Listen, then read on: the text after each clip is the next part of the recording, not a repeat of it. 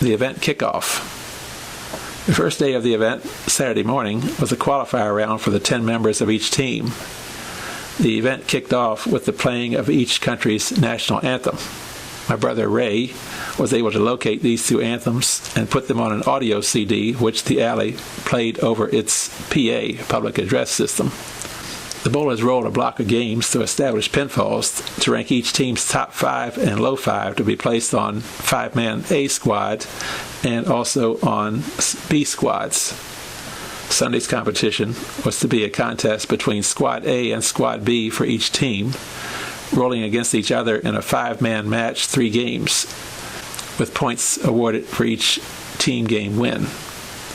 Sometime during the weekend, each team member drew from a random lot of numbers to attain a bowler ID, which would be used in configuring doubles teams and matchups between the two countries. And it also identified the individuals for singles matches when the time came, which was useful to have the ID numbers when using pre-made schedules to determine matchups. Throughout the week-long event, it was a pleasant surprise to see a healthy number of spectators coming into the alley to watch the competition. Some were familiar faces and some weren't, and there were even a few bowlers from Baltimore that I recognized who were in attendance to check out the action. So, word had gotten around about the overall tournament. There was a time or two during the event in which the language barrier posed a minor challenge. Ezekiel Delfino and Diego Palmisano of Team Argentina had strong English skills, and they carried a lot of the burden. But I also received a very huge assist from one of the spectators, local to White Oak, who attended the first few days, and that was Carmelo Chieti. Being a former pro bowler, he understood exactly my mindset on any problems that came up, and he was able to translate the thought process behind my half of the conversation perfectly to the Argentines. He not only translated the language, but he conveyed my reasoning to the point of being like an extension of myself to the South Americans.